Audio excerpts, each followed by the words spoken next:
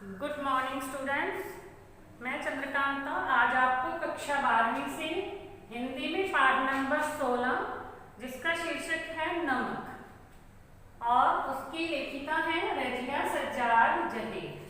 तो इस नमक कहानी के विषय में मैं आपको आज समझा रही हूँ, तो ध्यान से सुनेंगे। सबसे पहले हम जो है रजिया सज्जाद जहीर इनके जीवन चरित्र के बारे में जानेंगे। लेखिका आधुनिक उर्दू कथा साहित्य की प्रमुख लेखिका मानी जाती हैं। कौन सी लेखिका है? रजिया सज्जाद जहीर। तो ये उर्दू कथा साहित्य की प्रमुख लेखिका मानी जाती हैं। इनका जन्म 15 फरवरी 1917 को राजस्थान के अजमेर में हुआ था। बीए की शिक्षा इन्होंने घर पर रहकर के प्राप्त की थी। विवाह के बाद इलाहाबाद विश्वविद्यालय में एमए उर्दू में इन्होंने की थी और 1965 में इनकी नियुक्ति सोवियत सूचना विभाग में हो गई थी।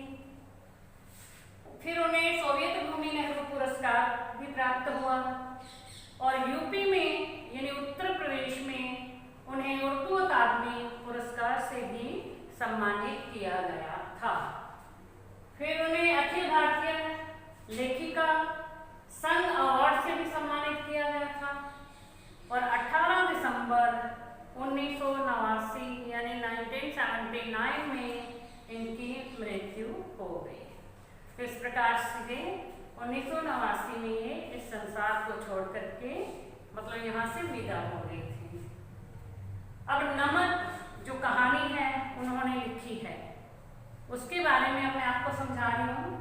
ये नमक कहानी जो है उनकी बड़ी उत्कृष्ट कहानी है जो भारत और पाकिस्तान के विभाजित होने के बाद, जब युद्ध के बाद भारत और पाकिस्तान बना था ना, उसके बाद विस्थापित होकर रहने वाले लोगों के मन में अपने वतन के प्रति अटूट प्रेम को दर्शाती है।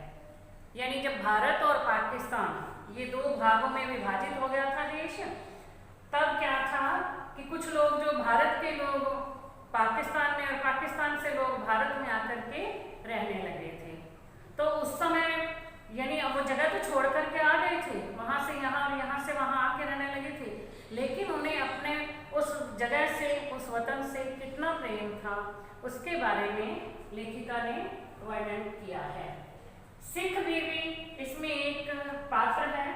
सिख बीबी जो आज भी लाहौर को अपना वतन मानती है, रहती तो वो भारत में है, पहले लाहौर में रहती थी लेकिन विभाजन के बाद वो भारत में आ गई और यहीं पर उनका अच्छा खासा व्यापार चल रहा है, सब कुछ हो रहा, लेकिन वो लाहौर को अपना वतन मानती है। फिर भी वो उस जगह को नहीं भूली है।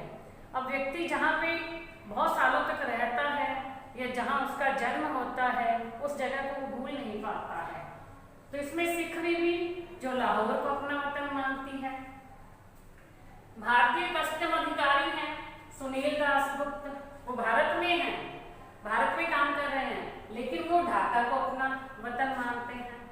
और जो पाकिस्तान में कस्टम अधिकारी हैं वो दिल्ली को अपना वतन मानते हैं। अब देखो कि भारत में रहने वाली सिख बीबी लाहौर को याद करती रहती है और भारतीय कस्टम अधिकारी ढाका को अपना वतन मान रहे हैं। पाकिस्तान कस्टम अधिकारी क्योंकि वो दिल्ली के थे, वो दिल्ली को अपना वतन मानते हैं। तो इस बारे में ये सारा जो है लेखिका ने बताया है। अब आ जाता है इसके कुछ पॉइंट्स हैं। सिख बीबी से भेंट, लाहौर से वापसी, भाई की सलाह, सामान की पैकिंग, सफिया का सपना, ट्रेन में सफिया, अमृतसर आगमन, कस्टम अधिकारी और सफिया। सफिया जो है इस कहानी की मुख्य पात्र है। ठीक है, अब जो है सारी कहानी इन्हीं के सफिया और सिख बीबी जो है इन्हीं के इर्द गिर्द घूमती रहती है, यानी इन्हीं के चारों ओर घूमती रहती है। अब जो है सिख बीबी से भेंट पहला ही पॉइंट है। तो सफिया जो सिख बीबी के घर गई वो उनकी बहू की जानकार थी। वहाँ जाकर के जब वो बैठती है तो बार बार सिख बीबी की तरफ देखती रहती है, बैठी बैठी बातें कर रही है लेकिन सिख बीबी की तरफ देख रही है। क्योंकि उन्हें वो अपनी माँ जैसे लग रही थी, इसलिए वो बार बार से देखती थी। अब सिख बीवी ने भी जब उसे देखा कि बार बार ये मेरी तरफ देख रही है, तो उन्होंने अपनी बहू से पूछा कि ये कौन है। तब बहू ने बताया कि ये जो है ये लाहौर जाना चाहती है, क्योंकि इसका भाई लाहौर में रहता है। अब ये लाहौर जा रही है, तो ये बात जब सिख बीबी ने सुनी ना तो बड़ी खुश हो गई। लाहौर का नाम सुन के ही खुश हो गई थी, क्योंकि लाहौर को वो अपना वतन मानती थी। तब वो उससे बात करने लगते सफिया से कि लाहौर के लोग कितने अच्छे हैं, उनका खाना पीना पहनावा, उनकी जिंदा दिली सब मुझे आज भी याद आते हैं। मतलब हम लोग लाहौर छोड़ कर के यहाँ आ गए हैं, लेकिन आज भी मुझे लाहौर बहुत याद आता है, मैं वहाँ के लोगों को भूल नहीं पाती हूँ। ऐसा कहते कहते उनकी आंखों से आंसू बहने लगे। अब सफिया ने सिख बीबी को सांत्वना दी, यानी धीरज बंधाते हुए कहा कि मैं लाहौर जा रही हूँ, क्या आप वहाँ से कुछ मंगवाना चाहेंगी। तो अब सिख बीबी ने सोचा चलो जा ही रही है तो कुछ ना कुछ मंगवा लेते हैं। तो उसने क्या मंगवाया, उसने कहा वैसे वहाँ से कुछ ला नहीं सकते, लाहौर से कोई चीज़ लेके आए हम ऐसे ला नहीं सकते। तो सिख बीबी ने कहा चलो ठीक है, यदि तुम ला सको तो मेरे लिए थोड़ा सा नमक ले आना, लाहौरी नमक ले आना। वो कहते हैं ना कि जिसका नमक खाया हो, जहाँ का नमक खाया हो, तो नमक हराम नहीं करना चाहिए। ठीक है, तो उस देश को हमेशा वो याद रखती थी, अपने वतन को, उस जगह को हमेशा याद रखती थी और वहाँ से लाहौरी नमक मंगवाना चाहती थी। अब जो सफिया है वो लाहौर गई। लाहौर में कुछ समय रहने के बाद, यानी अपने भाई के पास रही, फिर वहाँ से वापस आ रही है। अब लाहौर से वापसी, ठीक है, लाहौर में भाइयों के प्यार व्यवहार में रहकर सफिया जो है 15 दिन कब निकल गए उसे पता ही नहीं चला। 15 दिनों के लिए वहाँ गई थी और 15 दिन बीत गए, कुछ पता नहीं चला। फिर अब वह वापस भारत लौटने की तैयारी करने लगी। उसके मित्रों तथा संबंधियों ने बहुत से उपहार से भेंट किए थे। अब सफिया ने सिख बीबी के लिए 1 सेर यानी 1 किलो नमक खरीद लिया था। जब वह अपने सामान को पैक कर रही थी तो उसका भाई जो था वो पुलिस ऑफिसर था।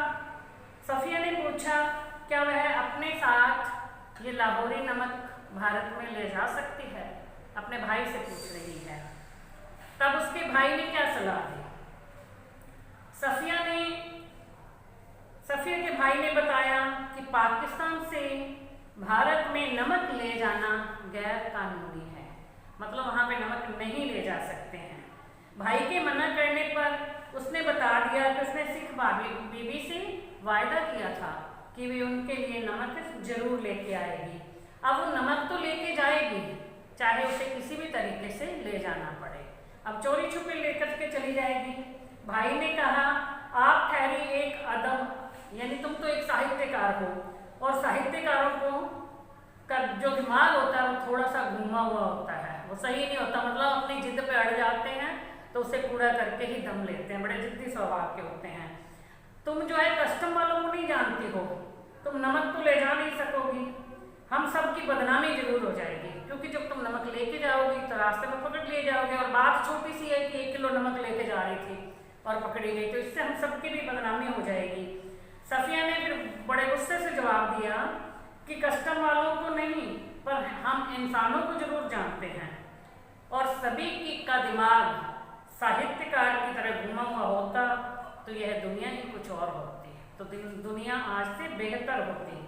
अब सफिया क्रोध से रोने लगी और उसका भाई उसे चुप करवाने लगा। क्यों रो रही थी, क्योंकि उसे जो है नमक लेके जाना था, लेकिन उसका भाई नमक ले जाने से मना कर रहा था, क्योंकि यहाँ पे नमक ले जाना गैर कानूनी है।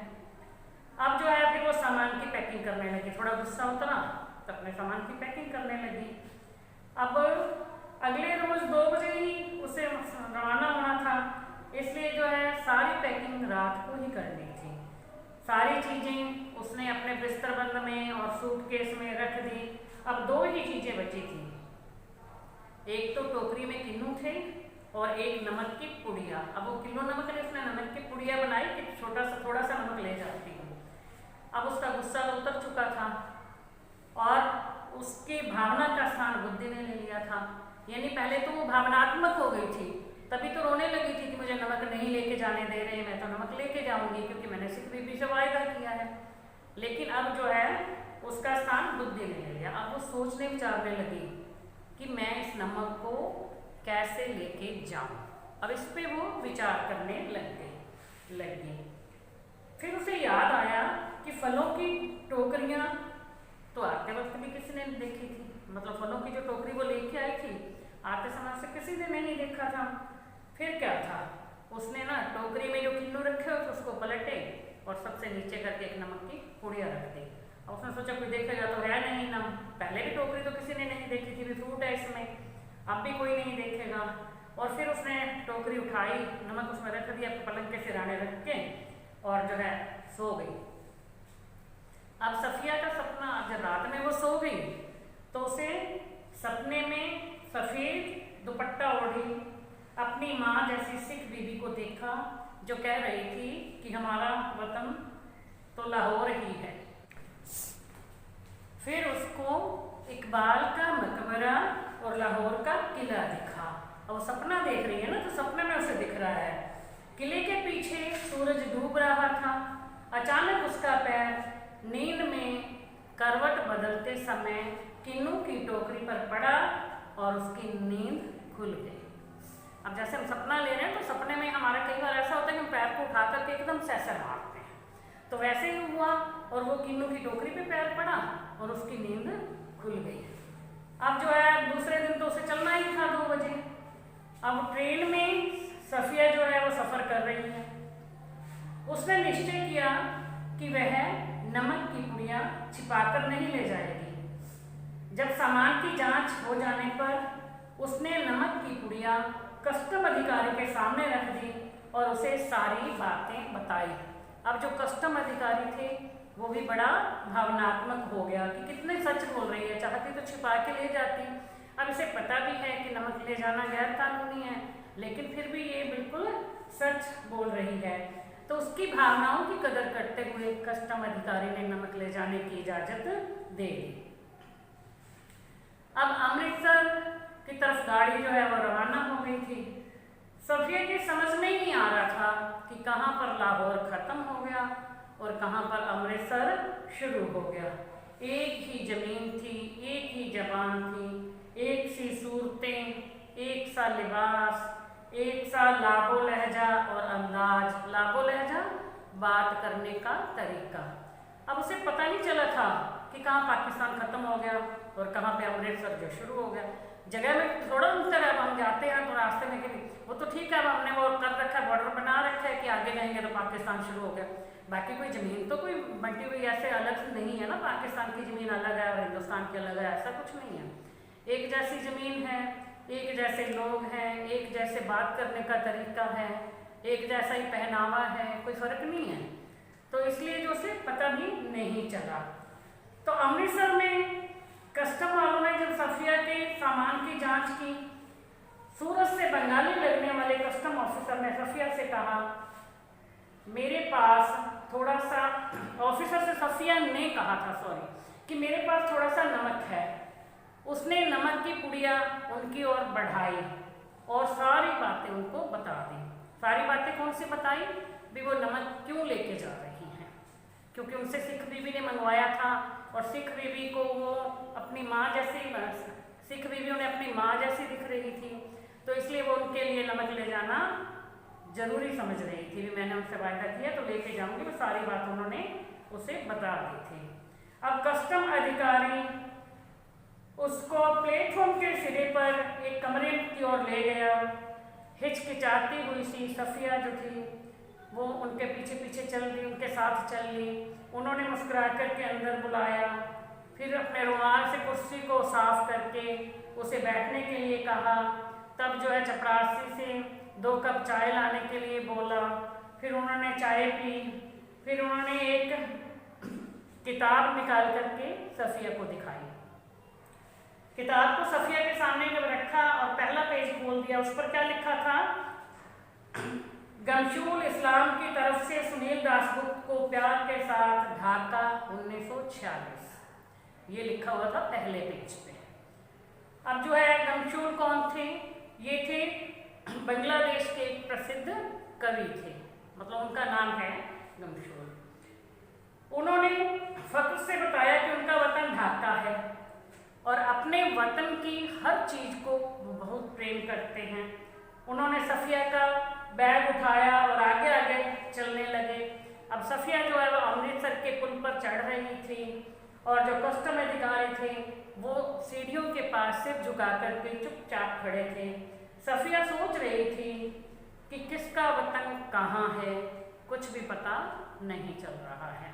अब सभी जो है अपना अपना वतन, अपने अपने वतन को याद करते हैं तथा भावनात्मक हो जाते हैं।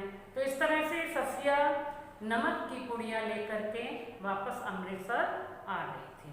तो उसने सिख बीबी से जो वायदा किया था उसे उसने निभाया।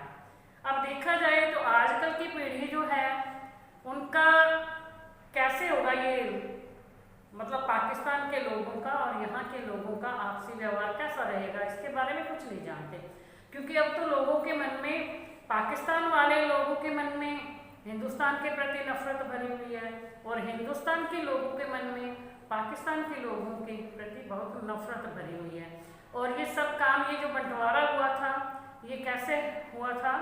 इसके एक राजनीतिक कारण है और सांप्रदायिकता ने इसे बहुत बल दिया था। और अब जो मुझे लगता है कि ऐसा ये जो भेदभाव है बना हुआ, इसे मिटाना बहुत मुश्किल है। क्योंकि ये आने वाली पीढ़ी जो है अब उनके मन में क्या क्या भरा हुआ है, क्या क्या बातें हैं, तो वो एक दूसरे को शायद नहीं समझ पाएंगे और कभी वो समझ जाएं तो बहुत अच्छी बात है। तो बच्चों, आपको नमक पाठ का सार समझ में आ गया होगा। तो अब इसके कुछ प्रश्न उत्तर जो हैं वो मैं आपको नेक्स्ट वीडियो में समझाऊंगी। Thank you.